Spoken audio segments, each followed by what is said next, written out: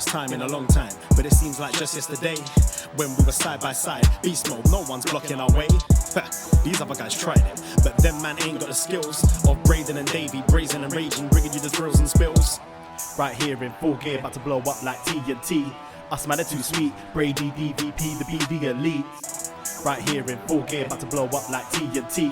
Us man are too sweet, Brady DVP, the BDElite.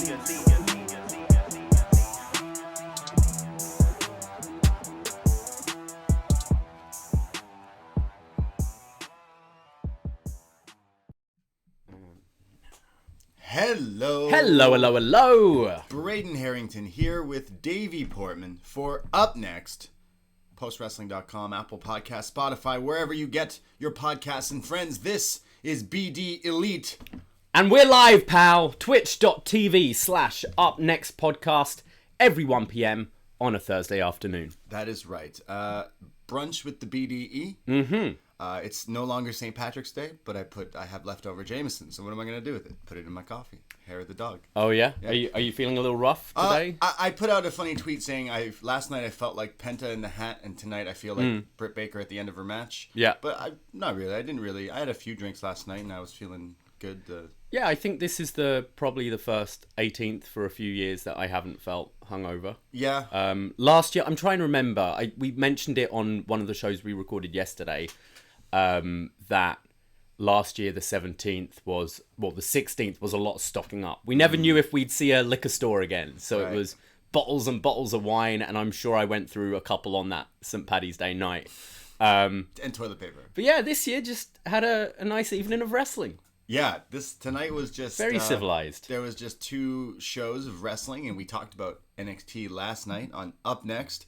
You can find this podcast, obviously, and we go live after NXT on twitch.tv/upnext. And then after that, since we can't go out anywhere, we just go for our nightly walk, and then we come back and we watch AEW, and then we talk about it here on Thursdays. Yeah, and we go live and record this as well. So. St. Patrick's Day is just an excuse of a day to drink anyways. Like, they're really pushing that Stone Cold 316 day. They're like, drink a beer. I refuse to get on board. I like Stone Cold, but it's my mum's birthday. Right. And also, it's actually 16-3 day, because I'm British and we do the dates, the right way round. True, yeah. Ascending rather than start day and then big and then small. Yeah. It makes no sense to me. Right. So, love you, Stone Cold, not celebrating your birthday. You're 316 I feel day. Like it's a day for them to sell Stone Cold merch. Oh yeah. So I'm like, it's cool, a great day, but yeah. Well, it reminds me last year was 316 day was that awful segment with him and Byron Saxton the first night of Empty Arena. Yeah. Bizarre. Really bad. Bizarre. Almost as bizarre as Shane McMahon and Braun Strowman. Yeah, I love it. It's so weird. I read. We're gonna get into Dynamite tonight. Obviously, you did. Deep Impact with John Cena, and I heard you guys talking about how it's going to be Rich Swan versus Kenny Omega for the Impact title. Title versus title? Title versus title. Oh, so Rich Swan, new AEW So the champ. unified... Cena and I were saying he's carrying around both belts at the moment. Okay. Kind of hope he keeps that just because it will visually look even better with Kenny just draped in all these belts. More titles. Have you watched the promo yet? Of Don Callis? Yeah. No, I just heard you guys talk about it. Right. Yeah. Well, he kind of used a lot of the same lingo in the Dynamite. I think a little bit, but I really felt this one was very effective on Impact. Chris Elliott in the chat says, well, never mind those bizarre promos. What about the bizarre promo from Tony Khan on Elevation? It was? Yes. 9 days. 9 days. Yeah, I'm asking you, Kenny I've Omega. said it before. It's Herb Abrams. I was just wanting to see him in red cowboy boots with white powder on his nose, and it would have made complete sense. It was just strange. Very strange. I can't say I hated it. Yeah, I'm not saying it's good, but I can't say I hated it. We support Tony Khan here, but sometimes I'm like, wait, what's going on? And that was definitely one of those moments. But yeah, I don't know if I was supposed to laugh and hate it. I guess. I think the idea is, I'm sensing these like Dark and Elevation more like televised house shows. So you've heard so many times from WWE wrestlers that they enjoy the house shows because it's a bit looser. They get to go out there, they have a bit of fun. They often throw a bit more comedy in their matches, or do a promo that's a bit more freestyle than heavily scripted, and they quite enjoy the freedom of it. I wonder if that's what Dark and Elevation is, and it's just, they're not going to do this on TV, but fuck it, it's YouTube. Like, let's give something funny for the people that are tuning in. But you know people are going to see it and clip it, and everyone will see it. So it's like, you knew that this was going to be out there doing this, that it would, like, they edited this show apparently, like, quite a bit, and they obviously chose to keep that in, but they took out some blood, I think, from Preston Vance. Yep. Because he was hanging out with -1. And then I think they edited part of Luchasaurus versus, is it Cesar Bononi? I think so, yeah. They were dancing. It was weird. But that's how I watched. Oh, I've not watched it. Was it just It's just bad? weird. It's just weird. It was Right. just like something happened in a match where you're just like, wait, can you just not pick up where you were? It just showed something. I don't know. And overall, like, I only checked out some of the Elevation and stuff, and I listened to you talk about Impact. So like, there's a whole New Japan Forbidden Door thing. I don't quite see this Forbidden Door with AEW New Japan, because they don't really talk about it or mention it. So yeah, I mean, obviously Mox is still your US champion, but the fact that, sure, they had Kenta on TV, but didn't really heavily promote the match at all. They kind of mentioned it once, the date, the New Japan Strong. So the crossover does seem much more with Impact at the moment. But what I find interesting is Impact seems to be more the, I don't know, is conduit the right word? Like, between the two, because you've got Finjuice are Impact Tag Champions, and I assume in about a month's time, Kenny will be Impact World Champion. So it's kind of like they're the connective tissue between the two. And I don't know, maybe we'll have some sort of like crossover event between all three companies, and maybe even some NWA title defenses as well, perhaps. Okada back in Impact. But I wonder, you were saying yesterday about the stadium shows that have been announced. Yeah. Do you think they'll try and push and try to get some Impact and AEW talent on that to kind of, not that you're going to have a traveling crowd, and I honestly don't know for the Japanese crowd how appealing Impact and AEW wrestlers are to them, but maybe that's something that they're thinking. Yeah, I think we could do one in the States that's like some big event that's basically all these companies that are not WWE. It's basically like All In, essentially, did like, hey, we're just all these companies that with different wrestlers that are doing like an indie show, but essentially a giant one. I don't know if like you said, the Japanese fans wouldn't be too interested in that. I don't think I'd be too interested in that. Right. I don't want to see Moose versus Tanahashi. Like, that's just not something I'm interested in. I do. I think there's definitely crossover matches I'd definitely be interested in seeing there. It just doesn't make me want to.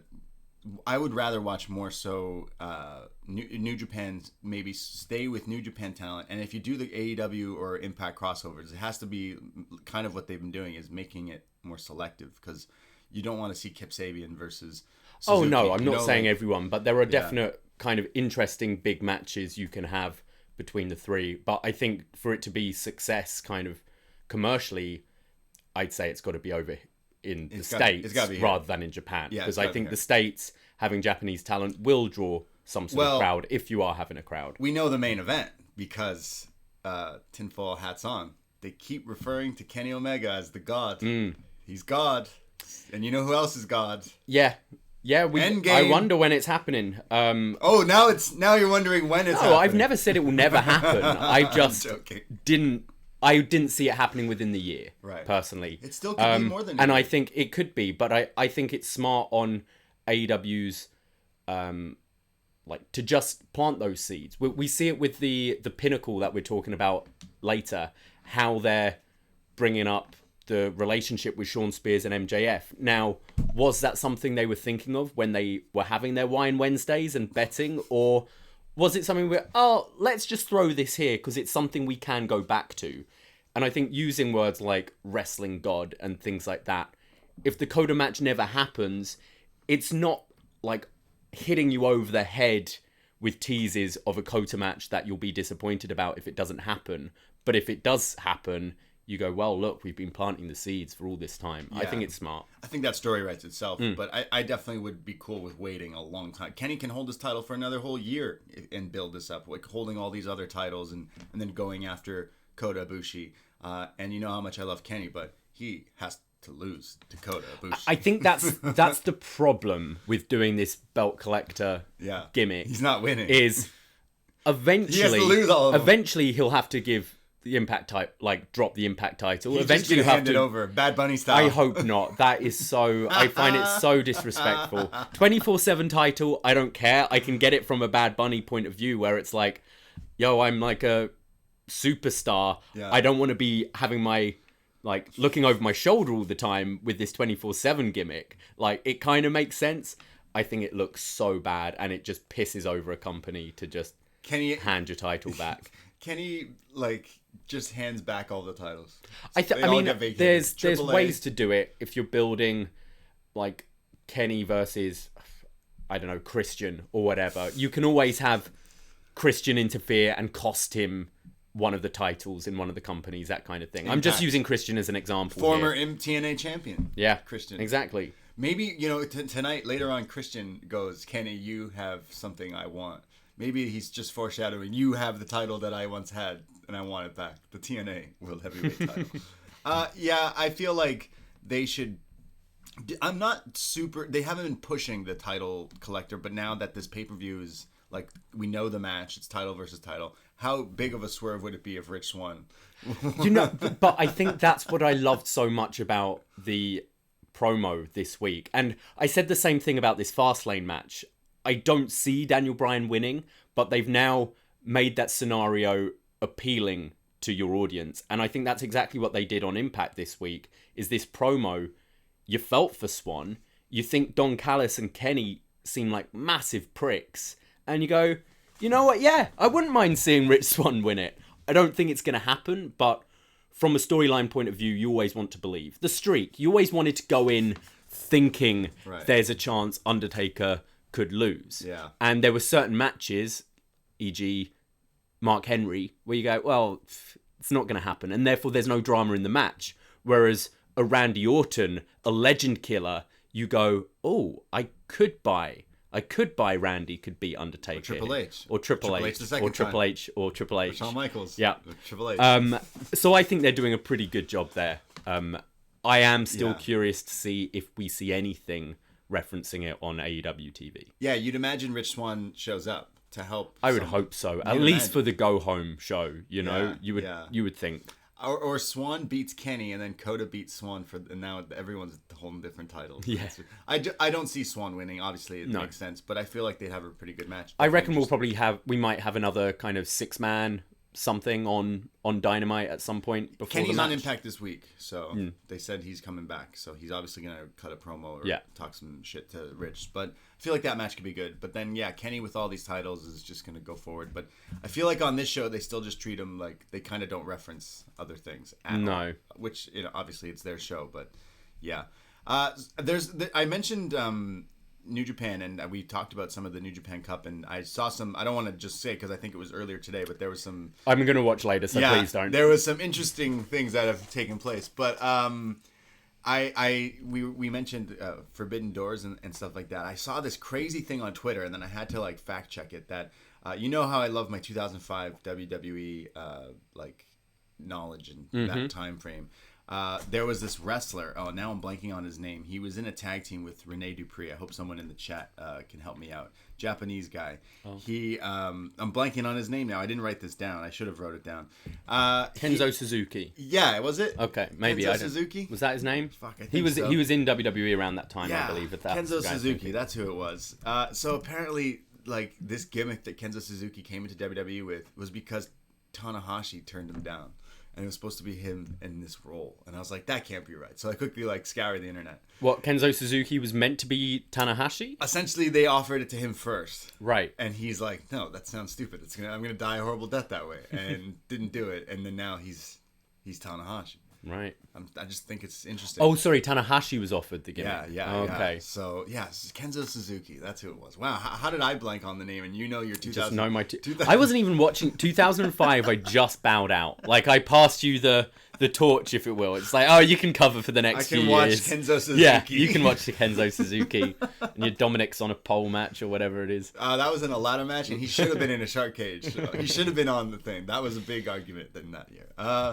I just found that interesting that you see all these wrestlers these days, and they don't show up. We're talking about our Andrades who are like, well, I want to leave, and he's come out and said that it's true. The rumors are true that he wants to be in a better spot. But you think of like things in the past where people maybe did think on their own, and were like, maybe I'll make a shit ton of money doing this, but I want to creatively do something a lot better and do something more like fitting to my life. I think so, and especially if you've been smart with your money up until this point, where you have the freedom to kind of say no and turn something down and try to follow that creative dream. And whether it might not necessarily be an AEW offer right away, but just working the indies or doing like one-shots at different companies can definitely scratch that creative itch, I'm sure.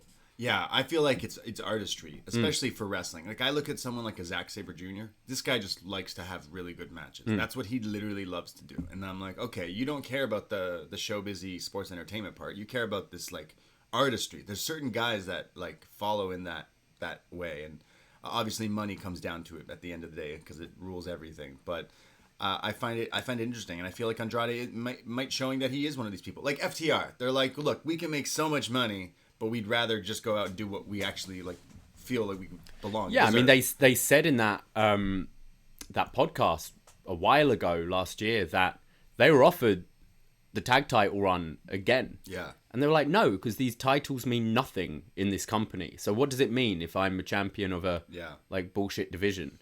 So yeah, definitely chase that creativity. And I'm sure you feel it as well. We're both creative people. You 100%. You like grew up doing music and stuff. I grew up in acting and theatre and stuff. And this podcast itself, even though it's not doing what I'm trained in... This is art! somewhat scratches that itch a bit. And no, but also just expanding, doing things like the Patreon and being able to talk about other things we love, like movies and stuff, non-wrestling related. It's our way of, we have the freedom to kind of do that. And there is some kind of... I know we're just reviewing, but I think there is... For me, it's kind of scratching that artistic itch a bit. Definitely. I mean, before I've worked in so many behind the scenes of a lot of things, behind the scenes of a lot of talk radio and stuff that I worked in, and I've just always wanted to just be able to talk. And obviously we put out a bunch of these shows here for free, but it's the Patreon people that have followed through the past years, and the Patreon people that we continue to create from here makes me go, oh, I am doing the right thing. Like, this is scratching some sort of itch, and we come up with all sorts of different things. Creating the Up Next games are a creative itch for us as completely, well. Which, stay tuned for some updates. News coming this weekend. Yeah. All I got to say is Cactus Chris Elliott, who won the Up Next Rumble, he's been talking a lot of shit on the Post Wrestling Discord, and he goes off and slanders my name on Twitter and on Facebook, and he's making my life a living hell. So I'm thinking that we need to go 3 stages of hell. All right. I'll take it to the booker. I'll see what he can do. Yeah. Get pen to paper. Yeah. All I know is I don't do the job. I'm the champ. Well, we're on the fast lane now, so announcements to come very quickly. We're on the fast lane to Up Next Mania. We are indeed. Yeah, that's right. At Up Next Podcast, Twitter, Instagram, for all the updates. And just a reminder to everyone in the Twitch room right now, we will be taking your calls at the end of the show. The Zoom link has been posted on the Patreon, so follow along on the Twitch, and then when you're ready to call, join in. Yeah, patreon.com/upnext. I mentioned we do so many other podcasts, whether it be wrestling, like this week we're doing an Up Yours for TakeOver London, which is going to be great, from 2015, which I believe you were at, which is great. You can see me on the show. No way, I haven't seen you yet. I haven't finished it yet, but maybe you got to point me out. I also know we just did our Leprechaun review for St. Paddy's Day with John Ceno, and just all these bunch of shows. We do Best Match Ever, Was Next, all the great stuff we do on the Patreon, only $5 a month. get you access to all the shows in the catalog that we've ever done. So go support us that way. $5. $5. That's it. All right. Yeah, let's go into some Let's Dynamite. go into some Dynamite. Which we finally heard the full version of the song. Did it take this long for us? Yeah, so we watch after the fact, and we got a feed that when it goes to commercial breaks, it just has the like Dynamite theme on repeat. And I think I don't recall them doing this before, but this time they had the first verse, the second verse, the bridge. They had everything. It was great. Good. Ruckus? It must be Ruckus who makes. He's the music guy. Okay, he's I impressive. like it. As a music, like I think he's great. He works and touches a bunch of their music, and I feel like they've got some great music going on for Dynamite.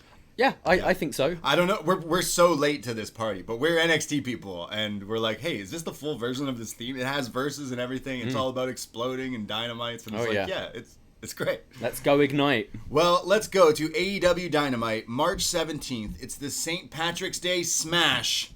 Is that what they called it? Slam. What was the New Year's Smash? New Year's Smash. Something like that, yeah. And then the Beach Bash, was it? Or Break? You know what? We're making fun of the names. I love that they do this. WWE doesn't do this. Why can't you be current? Why can't you, they always do the Halloween, Christmas things in WWE, and it's so, it's always backstage segments and eating food. It's just why can't you just make look at the crowd, or the quote-unquote crowd in the St. Patrick's Day stuff. It's the little things.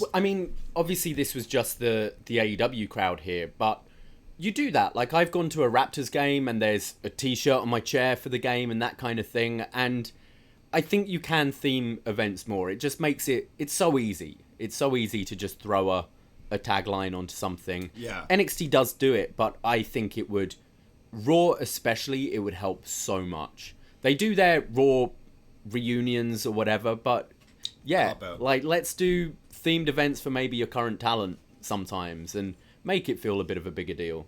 Yeah, and it lands on a St. Patrick's Day. Everyone's stuck at home. They can't go out to bars and stuff. Not everyone anymore. Yeah. We are. Yeah, we are. We're doing fuck all, but yeah. Yeah. Yeah. When the world opens up, invite us to your bars. I walked past a vaccine center yesterday, and I was like... You put a wig on? I was tempted. I was like, shall I just walk in and just see how far I can get? Just see if I can get vaccinated? Excuse me, I am a professional podcaster. I need the vaccine before everyone else. I need to go to Mania to cover it. I'm a journalist. I need to be there. Yeah. It's like going to a war zone. We're stuck for a while, I feel like. We're like end of summer, Christmas time. So, yeah, it came out yesterday, I think, that restaurant workers aren't being prioritized. Yeah. Even though we're going to be dealing with unmasked people. Yeah. Oh, yeah. You don't wear your masks outside. You don't wear your masks at the table, even. Oh, that's ridiculous. So, yeah. That's kind of silly. First they tell you you're not essential. Yeah.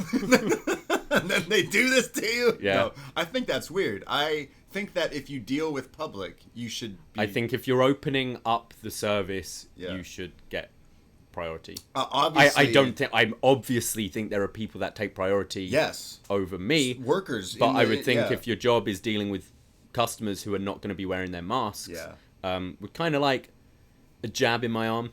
Jab. Yeah. Love that. Prick me. Clip that. So, yeah, we'll be watching wrestling in our house for a long time. But we mentioned we're moving, so we are. We got that going for us. As I drink Jameson in my coffee. I'm trying to win on the horses today to just David, fucking afford it. David's on the horses. Oh, it's been great. Paddy Power's been wonderful to me today. Shout out Seabiscuit. All right, let's just place one now. Tobey Maguire. It's a good movie. Yeah. You ever seen it? Seabiscuit? No. True fact, Davey Portman hates Tobey Maguire. Hate. You went off on Tobey. I don't hate him. I just think he's a bad actor. Off the air, you went off on Tobey Maguire. I think he's bad at his job. No hate here. I don't hate anyone. He's good in Pleasantville. Ever seen that movie? He's not in Flipper, is he? That's Elijah. That's Elijah. Right. Yeah. Okay. You know Elijah. That's okay. Right. So I heard something the other day. We will get into Dynamite. Yeah. Stop shouting at me, Twitch. So I heard the other day. Was it you that told me? I can't even remember. Everything's a mess in my head now. Yeah. They're planning to do a remake of Face Off. Yeah. And someone suggested on my timeline, you recast Nicolas Cage and John Travolta, but playing the other part. Yeah. John is Castor Troy. What about As Cody. Elijah Wood and Tobey Maguire face off. Oh, It would be a different film. That sounds It'd be so a very bad. different film. Yeah, No, that sounds really bad. it sounds good bad. It sounds Shane McMahon, Braun Strowman bad. I know we once in a while in a blue moon put on the YouTube video Nicolas Cage Freak Out, where it's just like clips of all his movies where he freaks out. And I worked. Oh, once a year at least. Yeah, you got to it's watch an annual that. thing. Same with the Ric Flair, Ric Flair one. But I finally watched at work the other day. We air old movies sometimes, and they aired Leaving Las Vegas with Nicolas Cage, and he basically for like the whole 2 hours just plays this like drunk asshole, and I was like, man, he's like really good, and he won an Oscar for this movie. I'm like, Nicolas Cage won an Oscar way before Leo, way before. There's so many actors out there that you would think have won an Oscar, but haven't. And then there's Nicolas Cage who has for Leaving Las Vegas. Great movie. Honestly, it was really fucked up. But I do feel like Abed in Community when it comes to Nicolas Cage. Like I can't work him out at all. Right. I don't know if he's terrible. I don't know if he's brilliant. Is he the boss? I don't know if he's both of those things. But he's an enigma for sure. yeah, I've never seen that movie, and it was great and very, very strange. It makes me want to watch all his movies, including that. I don't think he's in it, but that Bob Odenkirk movie looks like it should be Nicolas Cage. Oh, when's that out? I don't know. That looks great. Apparently, it's more of a comedy too. That one. I don't know. Yeah. And I know people are going off about Justice League. Yes. And the Snyder Cut, which I know we just did Batman and Robin, which means our next Batman review will be Batman Begins. So we're not going to touch the Snyder Cut. I'm actually planning on watching Batman v Superman and the original Snyder Cut like this week because You mean the original Justice League? sorry, yes, the original, yeah, The original. the original Justice League this week because I do kind of want to watch it before I need to take notes and stuff, and I feel this is enough time before we'll get to those films.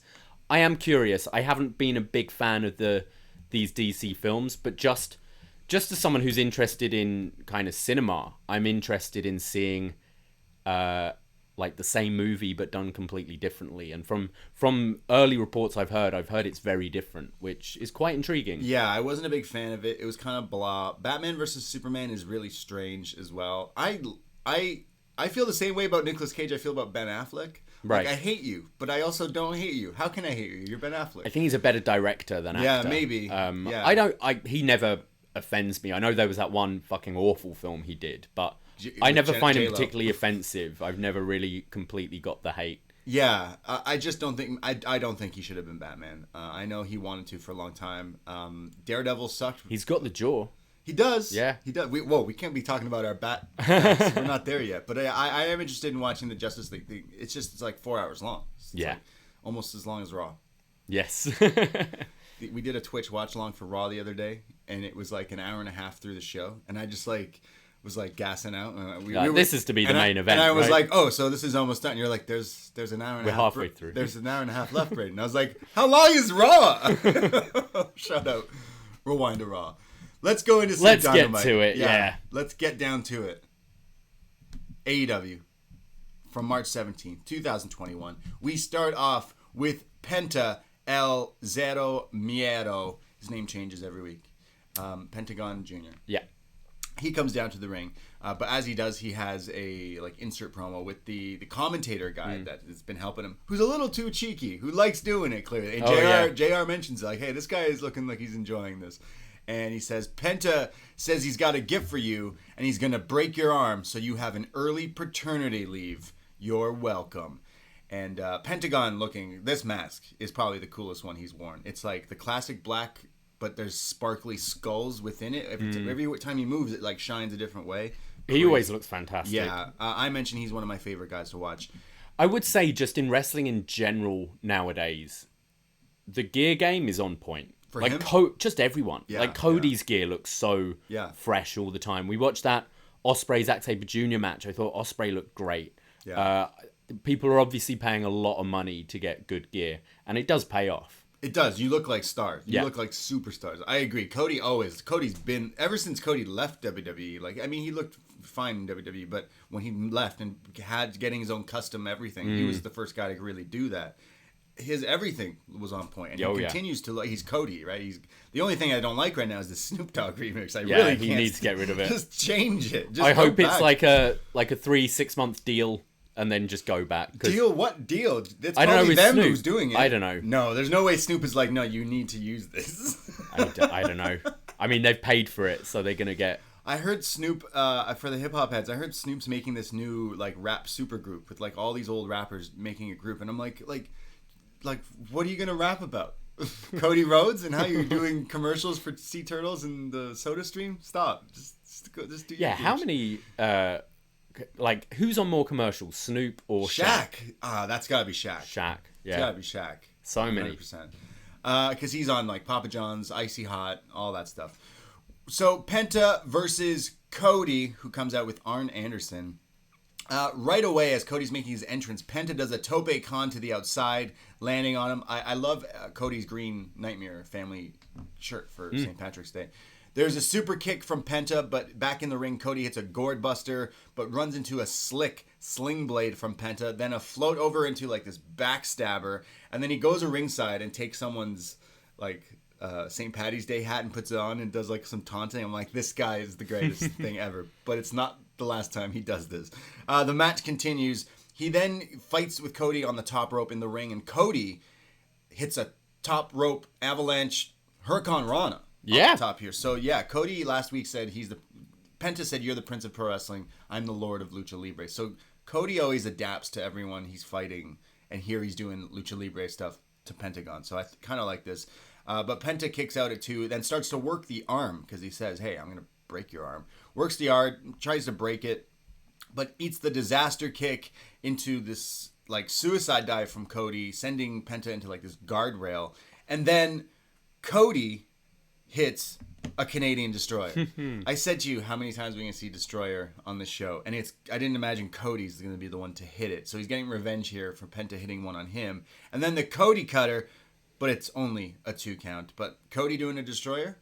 What do you think of his Destroyer? Looked pretty good. It looked good. Yeah. There's then a crossroads, and Penta kicks out at 2 again. Cody then hits him with the Vertebreaker, but Penta kicks out at 2. Cody doesn't know what to do, so he starts working the leg of Penta, smacks it against the post, rolls him back in the ring. Figure 4 leg lock. Great spot here. Penta's screaming, but eventually gets out of it. Does the pullback on the arm, what does he call this? Just breaks your arm. Yeah, I can't remember what. I don't know if it's had a name, but yeah. The arm breaker. Arm snap kind of thing. And Cody sells it, but then quickly rolls Penta up and gets the pin here. It's like a sneak pin, and Penta is just shocked, and then like just right away attacks Cody, but then like the crew, Tony Soprano and the Gun Club come out and they stop him, and then Penta puts on this like green leprechaun St. Patrick's Day hat, and it's just mad chilling here. The greatest I hollered laughing at this visual. I want this as my like wallpaper of my phone. But yeah, Penta's like gets the last laugh here, even though he didn't win the match. Yeah, so I assume this feud is going to continue. I really enjoyed the match. I love how Cody just wrestles his opponent's game every time.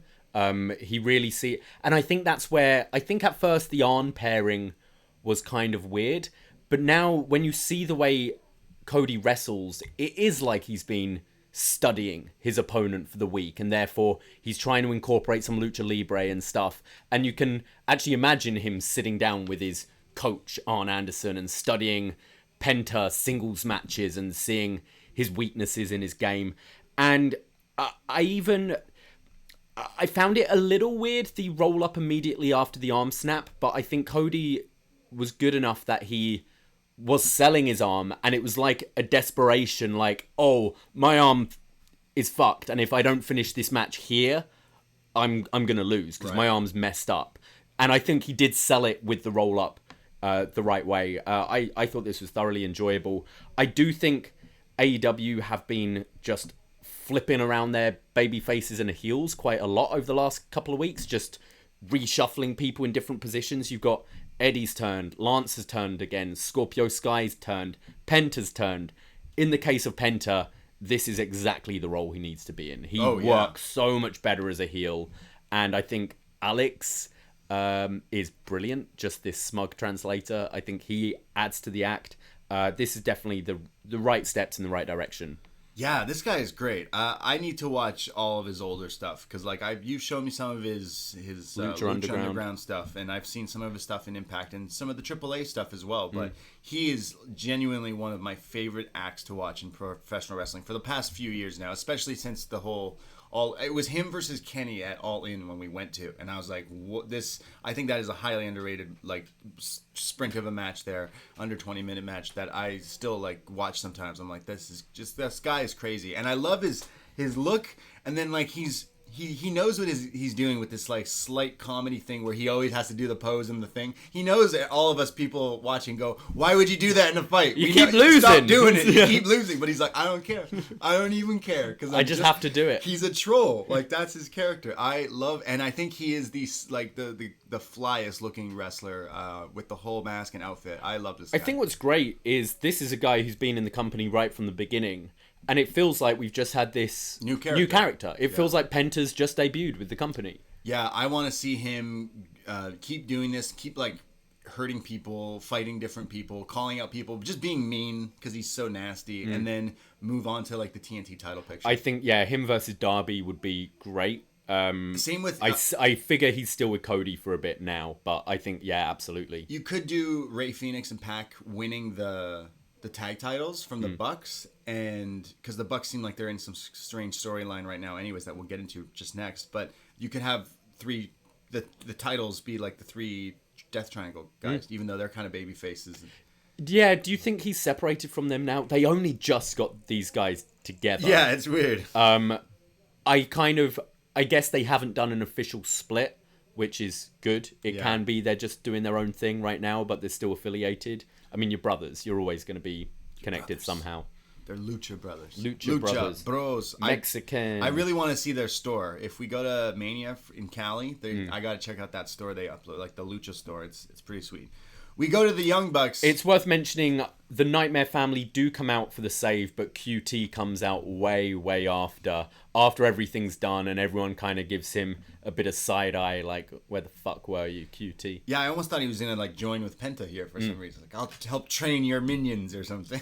Yeah. I feel like this is gonna be some story going forward as QT and. Yeah, I quite like the way they're building it. Actually, I think this is the kind of storytelling that. You have little bits on Dynamite, but a nice story elements you can put on Dark and Elevation. Yeah, I think we've seen that before with kind of the Cutie Alley story. Those shows are more just wrestling based, but if you insert a bit of storyline here and there, I kind of think QT Marshall's the right guy for that job.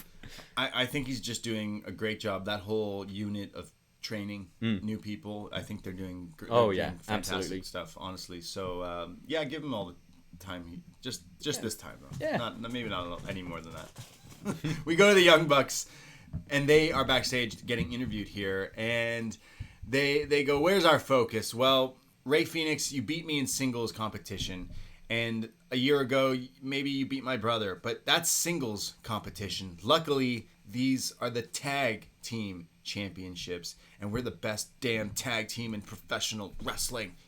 Don Callis interrupts their interview and says, "Hey guys, you sound like you actually believe that," and then gives them a shirt that says "Do not slap leg." They're really pushing this no slapping leg thigh thing. He goes, "Look, I want to set the record straight. When I said that you guys kicked me in the head and I had all that stuff, well, I was faking it. You never kicked me. I wanted you to kick me, though. I wanted you to kick me because I missed that Nick and Matt I saw in Japan, that once in a millennium tag team." So he's using the same lines that he's using about Kenny. And he says, "There's nothing elite about you two anymore. There's nothing." He says, well, you and Kenny, like, you changed him. He's a changed person. You're right. I did change Kenny. He's a changed man. He is now the god of professional wrestling. And he's on this level, and you guys are, well, you're just down here. And do you look in the mirror and see the same people that I once saw? Think about that. And he walks off. So that's why I'm like, okay, well, are the Bucks... He means you guys need to be heels. You need that edge. Yeah. You need that killer instinct. You guys don't have it anymore, and I'm over it. You get you baby faces. I liked it. Obviously, we all know the Elite, as in the name of the faction, and we know what it means. But having read the book, the Young Bucks book, they kind of go into a bit more detail about that word and the elite and how it would be those two and Kenny, and a game they'd play on the tour buses is they'd bring up a wrestler and they'd go, is he elite or not? Right. So they'd go like Stone Cold Steve Austin, elite, yeah, absolutely, elite level. They'd go Bret Hart, yep, elite. Mr. Perfect, okay, is Mr. Perfect's good? Is he elite? And they'd kind of debate it. And I like that from this, with that context, it's almost like Don and Kenny have been going, yeah, Young Bucks were elite. They're good, but are they at that elite level anymore? Ooh, that's even more disrespectful then. Yeah. 'Cause that means Kenny's been playing their game with Don. Yeah. That's even meaner. Yeah. That is mean. But I think Don is just fucking fantastic. Yeah, he's really good. They do AEW like tying up loose ends, or they like correcting mistakes and things like that. So mentioning he Exactly. didn't get kicked. They didn't need to do that. That could have been completely forgotten about. But he is going like, yeah, I faked it. Like, I wanted to get under your skin. I needed to rile up Kenny a bit. Yeah, faked it. We can move past that. Yeah, and it seems like he wants them to be these killers again, and they're obviously like, hey, we're not at that right now. We're different right now. So I find it's like a little interesting that they still could turn and join them, or in some capacity, shape, or form. Because like I mentioned, they could lose the titles and then like turn and be with Kenny. But I think there's too many bad guys right now in this show. So no, I think. Oh, and we've teased for the last 2 years. Are these guys face or heel? They need to just be babyface. Yeah. For a year now, with no teases or anything. I just eventually we'll just get the elite being like the Bullet Club, like Bucks, Cody, and Kenny, and Hangman, and all the classic guys, and they'll all be a unit, and they'll all be bad guys. Yeah, like that's eventually one day we'll get. Yeah, that. A year or two. Yeah, absolutely. Yeah, like 2-3 years we'll get that eventually. But I don't want them to be playing with the Bucks anymore because it's been messy. I feel like I love the Bucks and I love Kenny. I feel like this is the time where maybe you separate them completely. Yeah, that's you go, what it you know seems what? like. You Kenny, you go and win your world titles. We've been winning our tag team titles. Clearly, things aren't really gelling. We don't want to hang. We don't want to. I think they're going to be tied until after the Good Brothers match. Yeah. And then I agree. I'd like to see them kind of go their separate way. Good Brothers can beat the shit out of them, and then they have their match with the Good Brothers. Like, just separate them for quite a while. So the Bucks can go on and have feuds with tag teams. They're the champions. There's so many teams that could be the champs right now while the Bucks are busy in the storyline. It doesn't need to be this. It's kind of getting messy. It's kind of like how you say Cody's always got like 8 stories going on because he's Cody. It seems like the Bucks do that too. It's like, well, we always have a story. I mean, I feel right now their story is just Kenny and the Good Brothers. They're one and the same, in my opinion. Well, they've been but then they're talking about the Pac and Gotcha. Yes. Phoenix. No, you're right. So it's like, okay, well, can we focus on a feud for the titles? Because right at this point, they're not winning the titles from you. I mentioned that it could be interesting if they did, but we'll see. No, you're right. We go to Jade Cargill, who comes down to the ring looking, again, crazy gear for Jade. Oh, looks great. Yeah, it looks like a star here. She just looks like a comic book character come to life. She's going up against Danny Jordan, and poor Danny gets a pump kick to the face, and then this like German from Jade as she kips up and hits the Jaded. It's like the Jaded. Yeah, it's the Glam Slam. Yeah. Yeah, implant buster. And Jade beats Danny just like that, and is just basically says just that at the camera, like just like that. I think they've done such a good job with Jade. They were saying this is her second match. They're protecting her in a way where she's obviously been in the tag match where she didn't have to do loads. Here was Shaq had her covered. Yeah, here was a squash, but I think everything she has done looks very good, and I think they're doing Heyman always accentuate the strengths and hide the weaknesses, and I think they've done such a great job with that. She looks like a superstar. Yeah. Like, she looks incredible. I think all the moves she hit were delivered well.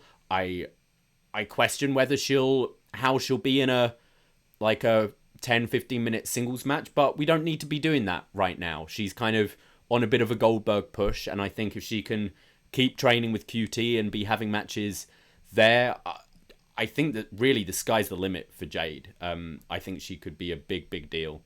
No, me too. This makes her look great. It's such a short match. It's a squash match, and she's probably getting better and better. And the moves that she hit look great. So yeah, and just her look is definitely like, wow, you look like you could kill all these other women in this division. She's huge. She's tall, she's bigger than the male guys already, and it's something that obviously contractually we won't be able to see right now. But already, I want to see her versus Charlotte. Yeah, absolutely. Yeah, walking tall. Yeah, Charlotte and Jade. So we go to MJF. There's a little bit after the match where Jade gets into Red Velvet's face and Red Velvet gives her a little bit back. So we're going back to that feud. Right. But I thought Red Velvet played her role perfectly here as well. She signed? Nope.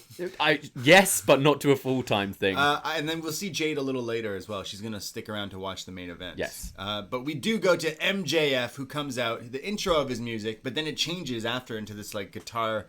I'm just going to say another Evolution theming sound. Kind of, yeah. It sounds slightly like FTR's, I think. I'll have to listen to it again. Yeah, maybe it is FTR. I'm not sure. Yeah. I don't know. But they come out, the whole group here. I'm calling them the faux horsemen. Tully Blanchard leads the charge. They're all standing in the ring. Tully says it's great being in this ring with this group of guys. And Sean Spears mentions that they laid out the inner circle and took them out. We took out the baddest team in AEW, and now we are the greatest group. This is the greatest group. I was with the Horsemen, which are considered the greatest, and now I get to finish my career with the current, the new team, the greatest team. Mark my words, as he hands the mic to MJF, who starts off by saying, I am Judas now, huh? Great line. He says, Chris, it was no walk in the park to pretend I liked you or pretend to think that I liked you and that, you liked me. Well, you could use more walks in the park. It wasn't easy taking the back seat to you, but I fell back just like your hairline. And it wasn't easy separating the crew and Sammy and manipulating you. I sang and I danced and all that ha-ha comedy bullshit, but I was secretly plucking feather by feather.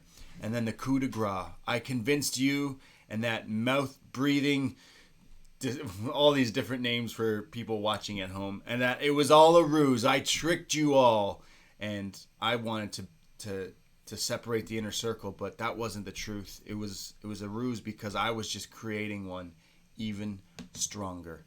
Tully Blanchard, the greatest mind in the history of professional wrestling.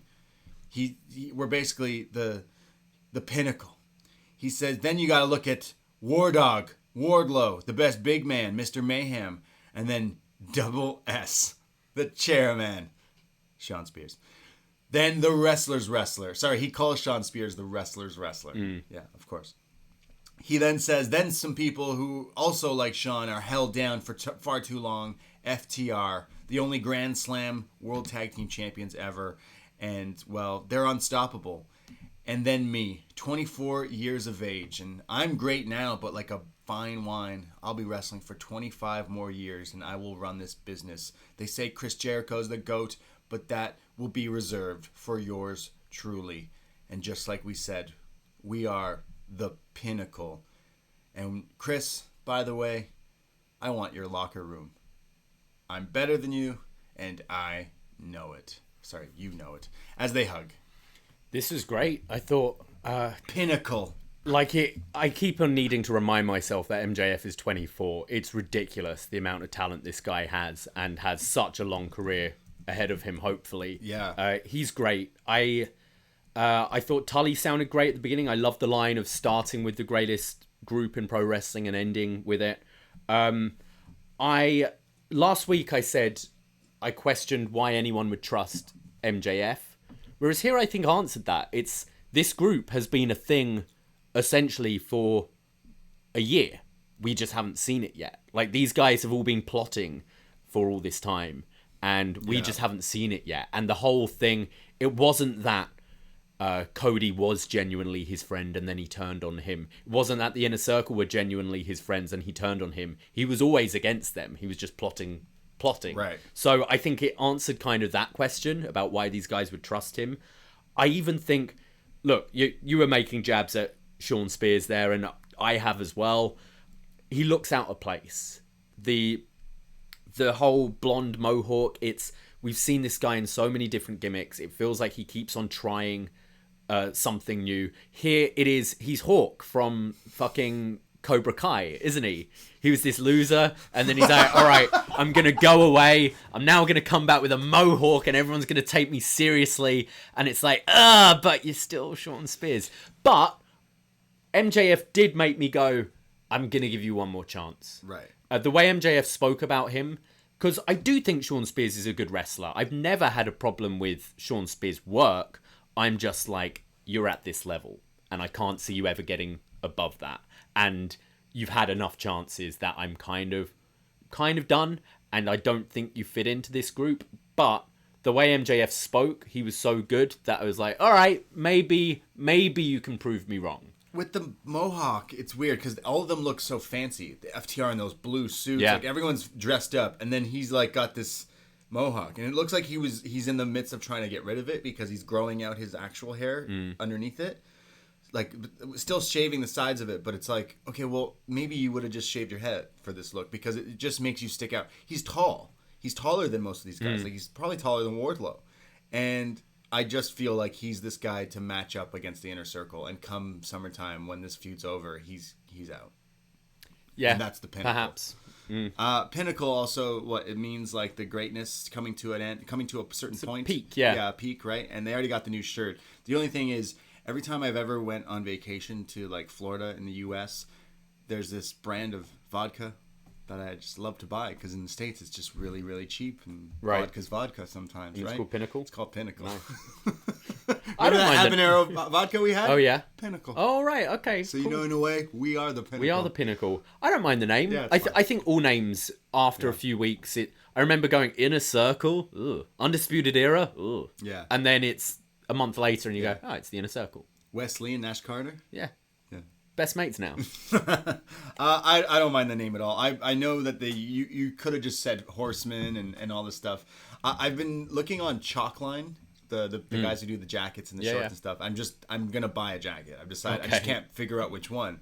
And they recently did this like special edition Four Horsemen one, like the throwback Four Horsemen jackets that they all used to wear. I'm like, that looks fresh. And I thought maybe they're putting it out because they know this team is coming out. But I was like, there's no way they're allowed to use that name, or they would use that name. And no, they used Pinnacle. But you saying about getting rid of Sean Spears, it does feel like AEW, they want factions of 5. Obviously, Tully here is the manager, but the faction is 5. Inner Circle is 5. Matt Hardy's new faction is 5. Right. I think the Elite were 5. Right. It's Dark Order's 19, but the exception. Nightmare Family's 24, but No, yeah. Nightmare Family's like 80. Yeah. I think whole they added school. more people this Got week. little Uzi Vert in there. I don't know who's in the Nightmare Collective these days. The Gun Club's best friends. You're going to get your chalk line jacket. I'm just going to surprise you one day and just wear a Nightmare Family jacket. You've joined the Nightmare Like, yeah, I've Family? joined the Nightmare Family. We get us both Nightmare Family jackets. I can't decide. Help me decide. I think I'm looking at these Bret Hart shorts from Chalkline. I'm like, do I really want to spend $50 plus on that? Yeah, I probably do, actually, to be honest. I feel like Bret Hart. I can't decide on the jacket, so help me decide which jacket is just pimp. We go from the Pinnacle. You know what? I liked the name as well. I'm joking, but it made sense. And MJF is just so good on the mic. And you're kind of right. I do want to give this like a chance and see where it goes, because realistically, it should be good. Yeah. The ride we're going to. So we go to Matt Hardy and the party of Matt Hardy. Let me get this straight. It's Matt Hardy, Private Party, the Butcher, and the Blade, and the Bunny.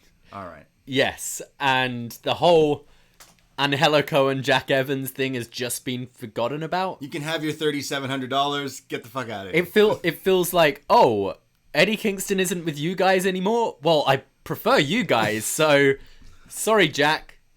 Sorry, Angelico. Yeah, so...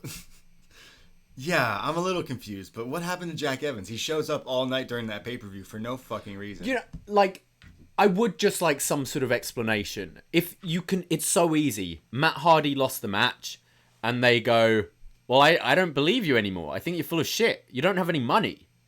Like, fuck off. No, he buries it. And But it's just completely forgotten about. Right. Well, this And I care about these details. I care about Jack Evans. Yeah. Matt Hardy's empire here going up against Jurassic Express and Bear Country. Yes, that is correct. A dinosaur is teaming up with bears. Oh, yeah. And a jungle boy and Marco Stunt. 5-on-5 here.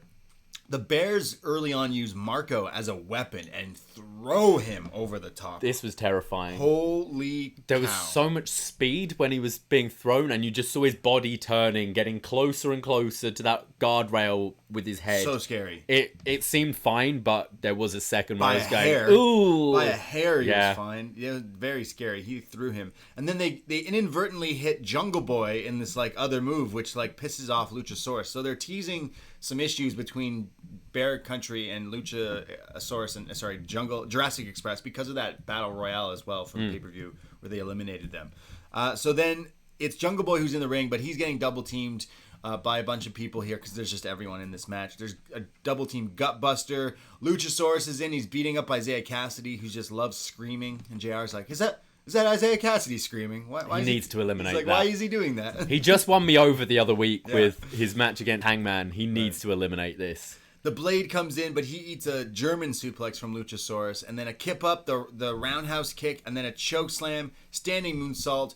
The Butcher looks like, I know he's a Buffalo kid. I don't know if he's used to suntanning in Buffalo because down in Florida, he got a burn. He was red. His back. I would not want to wrestle. Being touched with the sunburn. No back bumps. Oof. Sorry. No back flats or whatever. Black bats? Yeah, none of that. Sorry. So then they take out the good guys here. Eventually, it's Private Party who hit Marco Stunt with the gin and juice. Hardy tags himself in and does the twist of fate, killing Marco here, pins him. And Matt Hardy's empire gains their win here as there's some tension between Bear Country and Jurassic Express. This was fine. This is a lower card match storyline thing you've got going on. The match was fine. I am actually intrigued by the not Lucha House Party, Jungle People. What are they called? Jurassic Express versus Bear Country. I think Bear Country have been quite impressive in the little I've seen of them on like the main roster, if you will. So that's a feud I'm interested in. I can't say I'm particularly invested in this Matt Hardy brand. There's some, I wish instead of, here's my fantasy booking. I'm sorry, Sean Spears, but I wish it wasn't Sean Spears and it was MJF and Jungle Boy coming to this like conclusion that, look, if we work together. Oh no. And then Jungle Boy cuts his hair, puts a suit on, no. joins Pinnacle. Yeah, I think he's a way better. I think I say it a lot where I'm like, I put up with a dinosaur and a little kid because I want to see Jungle Boy Jack Perry. It's coming to the point where I'm like, can I just see this guy? Oh, I don't know. I like this group. I think for now, I think there's definitely more to Jungle Boy than this. Yeah. But I think right now he's still young. The roster is quite bloated. I think this is a nice little act. And I enjoy Luchasaurus a lot. I think his kicks just look great all the time. Great wrestlers. We go off on Jurassic Express. I think they could be the tag team champions, honestly. They're too cool of this era. They are, and for me, it's Jungle Boy that definitely stands out, but I love the other two as well. I'm just like, okay, well, if they're losing to Matt Hardy's thing, that puts them right back at this, like... Yeah. He had the singles match with the guy from FTR, Dax or whatever, and it was amazing.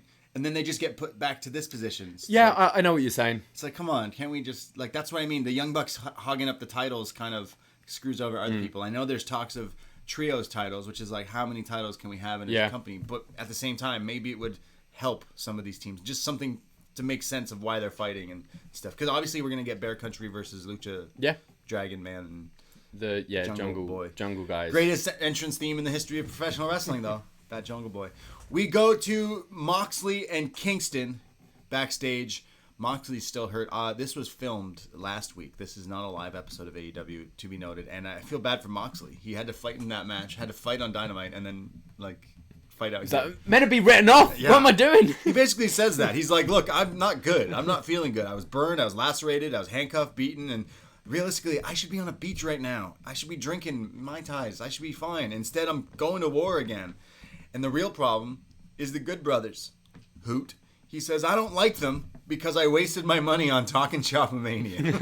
And I'm still mad about it. Me too. Twice. Thanks, Dan Reed. You can listen to our Talking Shopomania review on patreon.com/. Read my report on postwrestling.com. Then he calls Luke Gallows, Doc Gallows, Forky. Yes. Toy Story. Toy Story 4. They say he's got a wonky eye. Does he have a wonky eye? I've not noticed, but surely the amount he drinks, it probably goes wandering a lot. Wandering eye? Yeah. The whispering eye. Not quite Shawn Michaels. No No. No one is. I never really noticed it from Luke Gallows. No, I haven't. Yeah. Clearly, like, they're friends all here, because it's pretty mean to say that about someone, I would say. But they call him that. And then he calls Carl Anderson Chad Too Bad, because that's his name from their company there. He says, well, look, that thing you do, the Too Sweet, I feel like I've seen it years ago on TNT. But, yeah, weird. Well, this ain't Tokyo, and this ain't the Impact Zone. This is our home. And like 50 Cent said, they ain't never popped nothing. So stop fronting. And are we allowed to say Bullet Club? Because we're going to put the death to the Bullet Club. And just like Tupac said, you cowards are going to die 1,000 deaths. So Mox and Kingston versus the Good Brothers a little later on. I like these two together. Yeah, they're funny together. And it's interesting because they hate each other and then now they're friends. And it's fine. It's like that's such a common reoccurring thing where people like hate each other and then eventually get back together and join up. So it makes sense. This felt very loose. This felt like, all right, let's just cut a promo, let's put the camera on and wing it. But these two are good at that, and I like their natural chemistry together, so I quite enjoyed this. Bitter enemies, best friends. Yeah. Yeah. It was fine. It was a little too like hokey for me. I feel like this should have then been a write-off for Mox tonight or something. I don't know. I feel like he should just be on a beach somewhere, but it needs to make sense why. There's a lot of talking on this show. We go to Christian Cage with Dasha. Christian says there's a term in this business where people bust their ass and that they're a workhorse. And, well, if you've been in a locker room, you know my reputation. And, well, I get in the ring with someone and I get them onto that next level. I make wrestlers level up, but I'm not a workhorse. I'm the workhorse. And the second I step foot in the ring, you'll remember.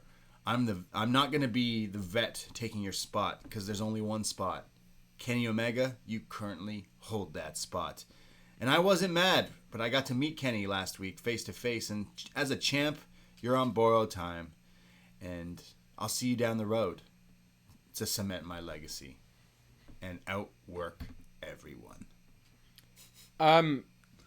Christian sound fine here, like very confident. He knows what he's doing.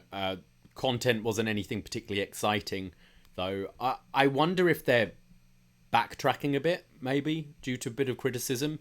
Because from what I got from this is like, I'm not going to go right into the main event. I'm going to work my way up. So maybe that match is going to be pushed back a little bit. And we're going to see him fight other people first before he gets there. But this was fine. Yeah, it was just okay. I'm not quite interested in this story. There's a lot going on with the other stories. So it's like maybe tie up things before we move on into... I think that's what it was. I think this was him going, I'm going to put a hold to Kenny Omega, let him do his other shit, let me earn some respect by winning some matches, and then we'll go to that when we're ready. That's kind of how I took it. I might be wrong.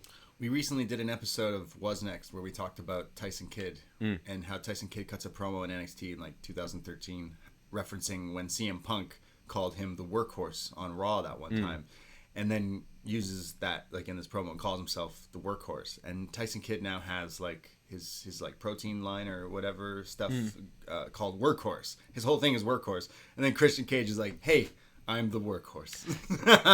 It's one of the problems. Yeah. But I mean, that's what he has been called. Yeah, a lot of people have always gone like, oh, Christian's like one of the best workers I've worked with and stuff. I have a problem with the trying to get a catchphrase, like putting a catchphrase on a t-shirt before it's over. Right. Him coming out with the outwork everyone. Yeah, I think first t-shirt, you just need Christian Cage on it.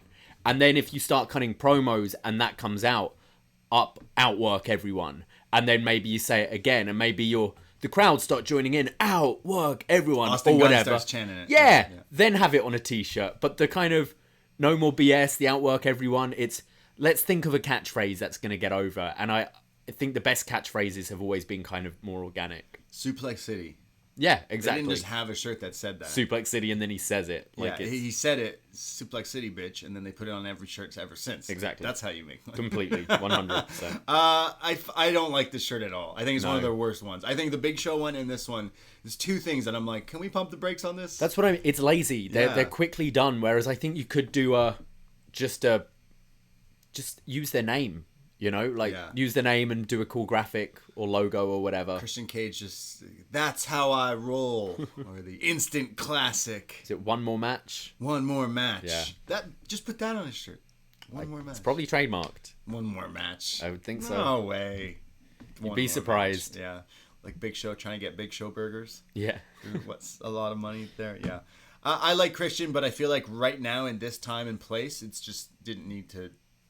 They could have saved his like debut or something for something a bit more juicy. It's just we had to put him on TV just to do it. And if he just showed up with no hype at the pay-per-view, it would have made this a lot cooler. But they kind of sabotaged it themselves. Yeah, I agree. I find. So I'm interested in seeing him wrestle some people, but we'll see. Eddie Kingston, John Moxley, Good Brothers. As Kingston makes his entrance, he's attacked by the Good Brothers right away. Moxley comes out, but he's all wrapped up from his exploding, not so exploding barbed wire death match. But the match starts, they're all fighting around the ringside. There's a magic killer on Moxley on the outside. The match officially starts, and they beat down on Eddie Kingston, tagging in and out, beating him up, slapping him up. Finally, Eddie comes back with an exploder, then tags into Moxley, who hits a German on Carl. There's then like this double team on Mox, the big boot flapjack combo, and then this backdrop suplex into the neck breaker, but Moxley kicks out. There's then an inside cradle from Moxley as he pins Carl Anderson for the win here, but the real story comes with the beatdown. For me, I didn't quite find this match to be nothing, really. I think that was a double negative, but I didn't really think this was that much. It was just a bit of a brawl, wasn't it? Yeah. I didn't mind it. I actually stopped watching during this match and finished it off this morning because I was getting very sleepy last night watching this. I didn't mind it so much. It's kind of the style I'd expect from these four, being a bit more of a brawl. I got enjoyment from it. I would say I think the Good Brothers, for me, have been more entertaining than I thought I would find them since leaving WWE. I actually really enjoyed their match against Finjuice at the weekend, and I can't say I'm big Finjuice fans either. But I it opened my eyes a bit and was like, okay, these guys can be good. This match was fine. It was middle of the show, tag match. Didn't blow me away, but wasn't offensive either. Best part about it is Kenny Omega's music hits afterwards, and he comes out dancing. Yeah. And it's great gifable stuff. He's dancing to his own theme song. He comes out, and he has a chair. JR acts like Kenny's brought a gun. JR on commentary goes, oh my God, look what Kenny, or is it Tony? One of them goes, look what he's carrying in his hand. Is that a chair? It's like, yeah, there's like fucking 500 of them ringside. Why are you freaking out over this? And he comes down and he's going to use it to Mox. They smash Kingston's leg with it, and then they put Mox's like neck in between the chair. They're going to do a stomp off the top. But cue the Young Bucks, who come out and stop them. They're like, what are you doing? Why are you doing this to the guy? Why are you doing this? And they're like, it's okay, just too sweet me, damn it. And they're like, no, we're not too sweeting. And this pisses off Kenny Omega. Takes off his suit jacket, takes off his t-shirt. He's like, hey, why are you too sweeting me? And they're like, nah fam. And they walk off. Kenny just barely dodges Moxley, who comes back from the dead swinging the chair, but they all escape and walk off. So Bucks causing more tension in this crossfading these storylines here. Do you think this is Kingston's write-off? Just getting the leg broken? What, is he hurt or something? Or what? No, but I mean, because at Revolution, the plan would have been Kingston explodes, saving Moxley. Right. So I think this is kind of the injury angle to take out Kingston for a couple of weeks. This was fine. I kind of be happy if I never see the Too Sweet ever again. I hate watching these fucking grown men, their angst about, oh no, but it's my friend is beating up someone, but also I really like touching my fingers with his fingers. Oh, I'm so torn. Not during a pandemic. Like, Dude, if we have in the summer Jesse from the Six over, we're watching someone in the backyard, and then you just beat the shit out of him, and then go to fist bump me, I'd be like, oh no, but I love fist bumping Braden. It's so cool. I'm so conflicted about this. We've seen it so much with like the Shield with their fisting, the fingering with the Too Sweet. I don't know what you're talking about. Yeah, I've had enough. It's fucking lame. You're grown men. Stop touching each other's fingers. I know what you mean. I like the Too Sweet before, like the Bullet Club. Obviously, like the NWO, they mentioned like, hey, they used to do this on TNT. It was such a wrestling thing. You'd see wrestling fans and 6 years ago. Yeah, you'd be like, hey, this is like the secret like handshake. And of course, they've taken it back and they've made it into this big thing. I don't mind them doing it and making money off of it and stuff, but. Here it's literally the story is it's cool. Too sweet me. Just get over it. Too sweet me. And the Bucks are like, no, actually, you just tried to murder someone, and we're not doing that. Yeah. And that's like funny to me. It is ridiculous. I think that's more so the Good Brothers. They're the ones who are like, come on, too sweet me. Yeah. Bro. Like that's their character, the Hoots. I didn't really care for too much of this. I kind of need to we need to get into the story instead of just like prolonging what's going on, and I still don't understand. It just seems kind of muddied. Can we get into the next?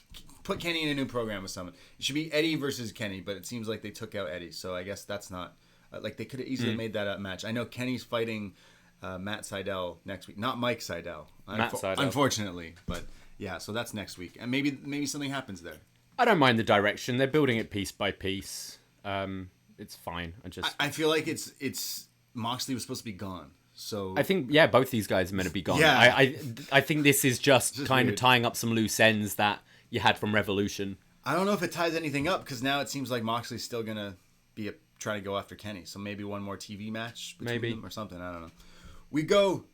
Are you ready for the most anticipated moment of this show? Let's do it. Tony Schiavone's gonna talk to the man known as Sting. Oh. Yeah. Fuck. This has to be a joke, right? I think this is a running joke that Sting just comes out to talk every week. It's promoted every single week. Sting's talking, and he never talks. Now Tony Schiavone's just like, it's Sting. He's just tired of saying it. Yeah. By the time he gets to call, it's Darby's with him, and he goes, and Darby Al. It's like he doesn't care anymore. Someone's surely cut together all the time Sting's just walked out, stood there, and walked to the back. Like, he's not been here long. And just done it every week. It's like, fuck off. Sting's not going to talk too much, though. It's Darby, the TNT champion. He says, I retained my TNT title against Scorpio Sky.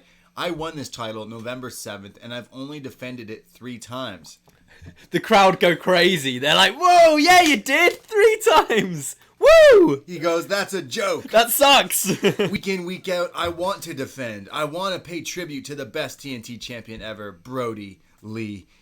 So how about this? Dark Order, if you want a shot to take this title back, I'll give you it. Anyone in the Dark Order can have a match. You guys choose, and you get to face me for the TNT title. But they are interrupted by Lance Archer, who says, whoa, week after week, how many times are you going to interview Sting, Tony Schiavone? It should be my time. Darby, you're the TNT champion. The internet think you're great, but you're the biggest indie-rific dork. He basically is like, you suck. And Darby, if you like coughing so much, I'm going to put your ass in one, you weenie. Says something about hot dog buns, but gets the Jake was all over the place. He goes, Darby, why don't you put on a bun? Yeah, your hot dog bun, because you're a weenie. Oh, fuck. Jay, he had that weird Flintstones line. Do you remember that? Months ago, he comes out and goes, oh, look, it's the Flintstones. I reckon he's at home, and he's just sat down, probably having a smoke, and then he's like, got a promo against Darby Allin. You know what would be really funny? Calling him a weenie. If I called him a weenie. Bless Jake Roberts. I don't think we need him anymore. I think Lance Archer the last couple of weeks has proven he's very competent talking. I don't think Jake adds anything to the act anymore at this point. I don't like this act. I don't like Lance Archer. I think he's kind of bland to me. And I just don't want to see him versus Sting. I don't want to see him versus Darby. I don't want to see any of these things. So, yeah. I like Lance Archer. I think he's quite exciting for a big man. And yeah, I think his promos have been good the last 2 weeks, but I think Jake maybe not needed anymore. Well, they're interrupted. There's more interruptions because Team Taz comes out, and as Taz is about to run his mouth, Brian Cage takes the microphone from him and says, "No, I got something to say." After the back and forth for weeks between us and you, Sting and Darby, and then our street fight, Cage says, "Sting, I respect you." Excuse me. And then Team Taz is like, "Whoa, what are you doing? Brian, what are you doing?" Cage says, "Sting, Ricky Starks said, without the bat, you're not an icon, but I think with or without the bat, you are still the icon." And then like walks off, and Team Taz are like, "Bro, what are you doing?" And like follow him into the tunnel, and they're all like shook. And then Sting and Darby shrug their shoulders and then go into the other tunnel. Yeah, I thought this was interesting. I don't know if this is necessarily Cage splitting away or just a bit of dissension or what, but we normally give Cage a lot of shit on his promos. I thought he sounded absolutely fine here. He normally sounds quite wooden and awkward, but I thought he was fine in this. It's a trap. He's lying. Yeah, you think? I don't know. Luring them in for another match? Yeah, exactly. We don't want you to defend that title, Darby. He's going to join Sting. Team Sting. Team Sting. Can't wait. Do you think Sting's going to talk next week? Oh, 100%. I hope of course he is. I really do. I really hope so.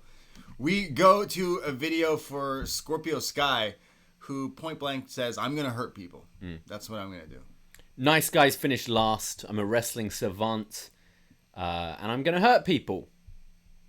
Didn't buy it. No, I'm not convinced by him from his promos. I haven't been when he's been a babyface, and then he was kind of playing he was leaning into the heel. He was being a bit of a smug babyface, and now he's fully heel. I'm kind of with you, not 100% buying it. I think he's a good wrestler, but there's just parts that are missing and aren't clicking with me. He is inserted in this like video vignette where he says, "I'm gonna hurt people and I'm not being nice anymore" and stuff. But right before this was Darby, who you lost to and then attacked him. There wasn't any mention of this from Darby. You should have came out after that and attacked him again. Maybe next week. Maybe the TNT title match. Yeah, I'm not too big on Scorpio Sky.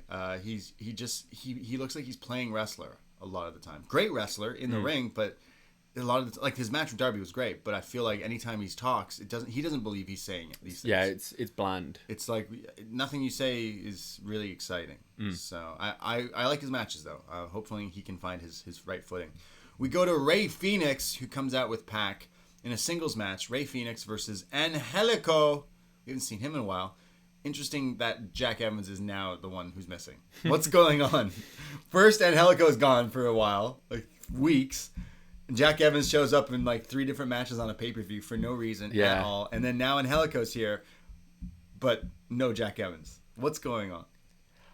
I think they just think no one cares. No one cares about these two. Just weird. Yeah, it is. So Rey Fenix versus Angelico. Angelico does a lot of like leg holds and trying to grab the legs of Rey Fenix, who goes for this kick, blocks this kick with this crazy tie-up. There's back and forth. There's an inverted Romero special. There's some roll-ups, but Rey Fenix makes light work with the Fire Thunder Driver, pinning Angelico here. So getting the hot streak for their match. Is it next week, the tag team title match? So Rey Fenix and Pac looking to the Bucks. It was okay. I was kind of expecting a bit more when I saw this matchup.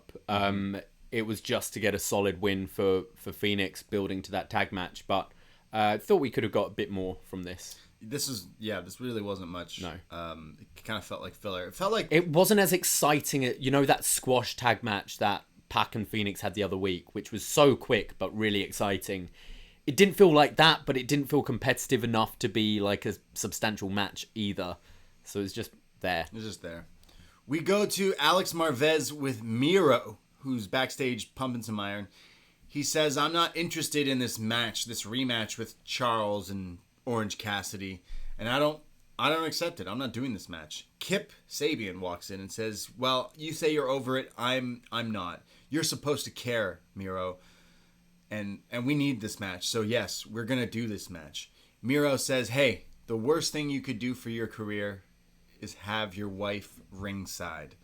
And I don't care about you or your wife or your drama. I care about destiny, and my achievement to be world champ. And Kip plays the Jim Cornette here and goes, yeah, you will be champ one day, man. You got it. Yeah, no worries about anything I just said about me or my wife. You got it, bro. You do you. You got this, and I'll support you. I mentioned I don't like these guys before. I actually didn't hate this. I haven't liked these two at all, but I like now that we've got Miro not talking about video games or anything. He's actually saying his intentions, that he wants to basically be a singles match and wants to be a world champion. And it was kind of similar to the Raquel Dakota angle yesterday, where the Dakota wants this tag match, but Raquel's like, I've got a big singles match now, I don't really care. And she's like, oh, come on, do it for me. It was essentially the same thing here, but Miro being a bit nastier, flat out saying, I don't care about you. When it comes to wrestling, yeah, you're my buddy, but I will turn my back on you for the world championship. I've not been a fan of these two, but I didn't think this was too bad this week. I don't want to see this match anymore. I don't want to see the match. Yeah. No, I'm just waiting. I just want the turn. I guess that's when we're getting it. I hope pretty so. Much, he said to the guy, I've been saying this for months. I don't care about you. And then the guy's like, oh, that's okay. I love you. It's like, oh, all right, man. Cool. Dark Order backstage, all in their Dark Order St. Patrick's Day gear. And they say next week, Darby Allin's chose a match with one of us. Who should we pick? Who should be the one to face Darby? And they all decide that it should be the Meat Man, Johnny Hungy. Puts on a nice leprechaun hat here. So John Silver versus Darby Allin next week for the TNT. Should be a great match. Yeah, that sounds really good. Sounds really good. We see MJF and the Pinnacle backstage, and they take the Inner Circle's backstage locker room. Wow. They take the sign off the door, and he puts the new sign, Pinnacle, the new logo, the new shirt, everything. I think it's something that is missing from WWE, and I do like that AEW have brought it back. I do like the factions in dressing rooms. I always think of the McMahon Helmsley era with their fruit basket in the middle all the time, and we used to see this in WCW a lot, like Kevin Nash and his guys hanging out. So yeah, taking over the dressing room. But why then not? Inner Circle come back next week and they're like, well, we have the keys to this room. Did you change the locks? We can get it back in. He's thought about this. He's MJF. He's been planning this for a year. It looked like he just switched the logos. I don't know. For now, yeah. They're not filming the whole thing. You want to watch him change locks for an hour? I need to make sure. Okay. I need to make sure he changes those locks. All right. That's going to come into the story. They're going to, Powerful are going to be like, you didn't change, there's no locks on this. We can just walk in here and take it back. It's like capture the flag. We see our main event time, which is a lights out match, which means it doesn't count technically on either of the people involved on the win-loss record. Britt Baker, DMD, versus Thunder Rosa.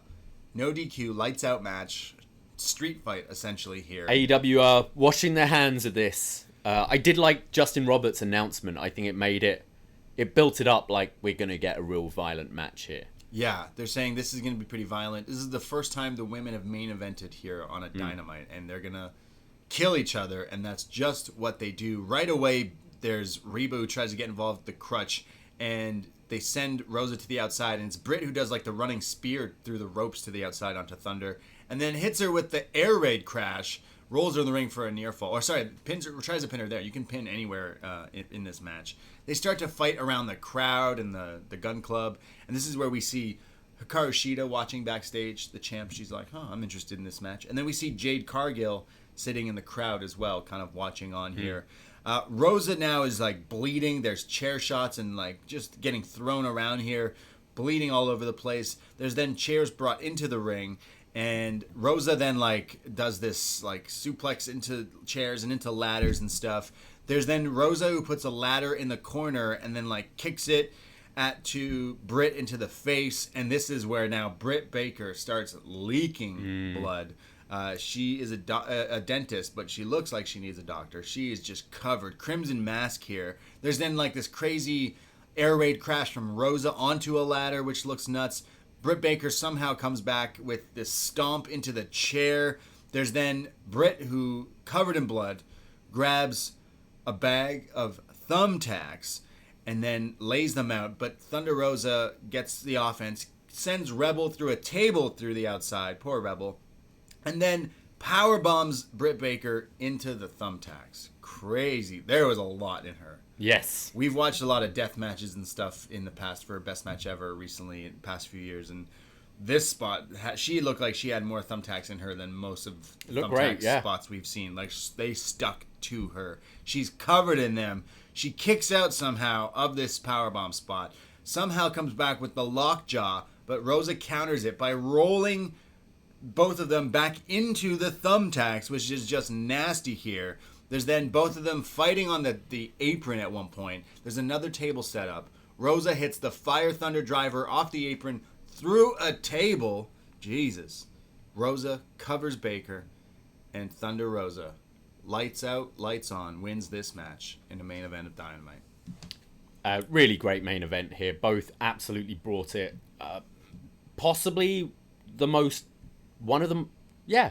Probably the most violent women's match I've seen in North America. For sure. I'd say. And on free TV as well. I thought this was great. I've, for the most part, enjoyed this feud. I think Thunder Rosa, I just like more and more every week.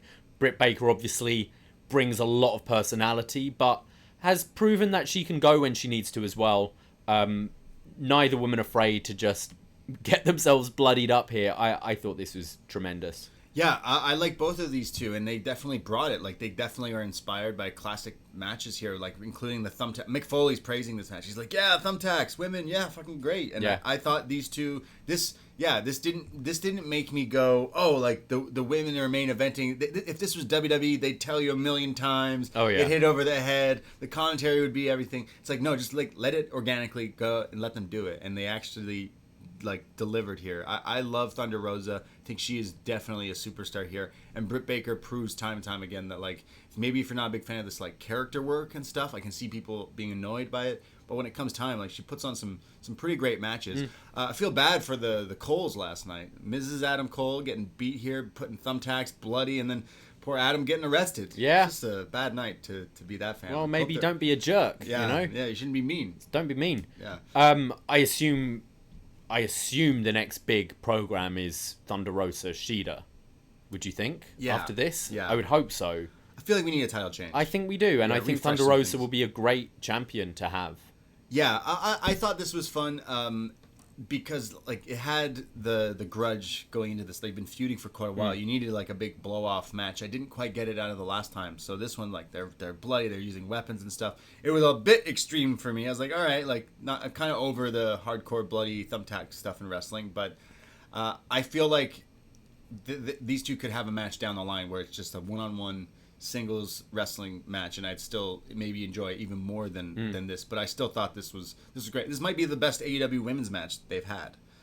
Definitely up there. Yeah, definitely up there. I think if you're gonna do a stipulation like this, you gotta bring the blood. Really, you gotta. Yeah. I don't like seeing tame hardcore matches. I'm like you. I much prefer traditional wrestling. But if you're bringing out the gimmick, you gotta go for it, and they certainly did. Yeah, you could see some blading going on. Bless them. Blame that on the cameras, not the... Yeah, I blame the cameras. Yeah. You should not be always on... I don't know. Don't you gotta work do it a out. close-up on the blade job. You gotta work it out. Like, hey, after I take this bump... I'm blading. Yeah, don't look at me. Because it reminded me of that parking lot brawl, the best friends. The camera was just on Trent, and he's just going... Yeah. I'm like, what do you do? Move away from this. What do you do? Overall, though, I really enjoyed this match. I thought AEW had some stuff on tonight's show that I really liked, like that main event and the opening match. Penta versus Cody set the tone for the show, being like, oh, great wrestling. But since that, I didn't too much like some of the other stuff. It felt like a lot of talking, squash matches, a lot of stuff that just didn't matter. It felt like it was a tape show where I liked the bookends of the show, but everything in the middle...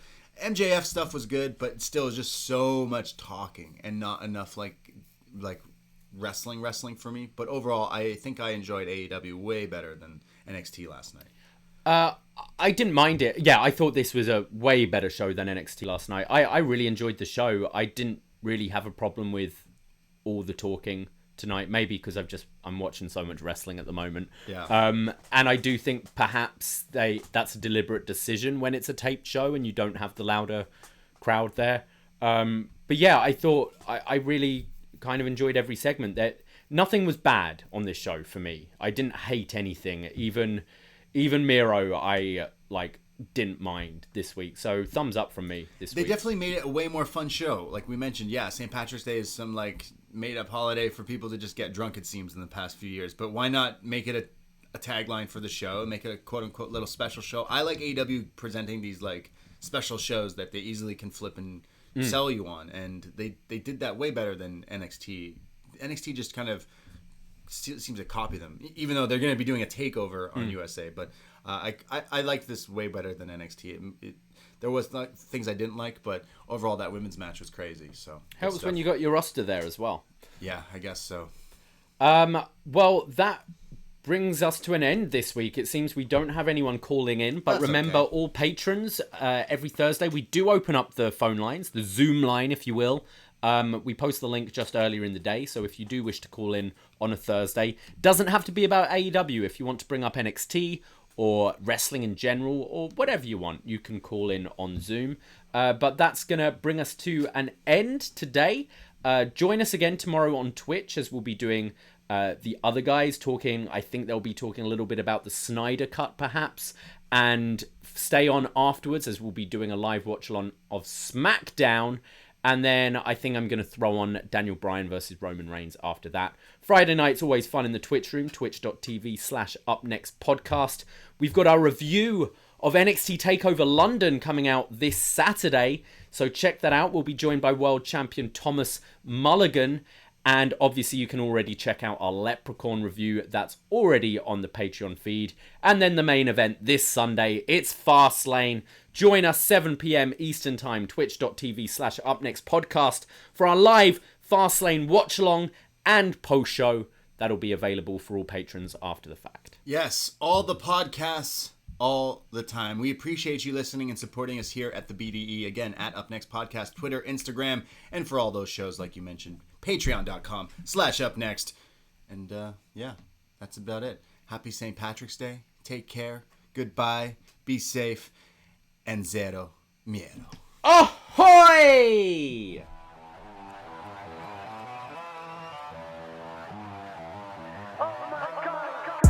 First time in a long time, but it seems like just yesterday when we were side by side. Beast mode, no one's blocking our way. These other guys tried it, but them man ain't got the skills of Braden and Davey, brazen and raging, bringing you the thrills and spills. Right here in full gear, about to blow up like TNT.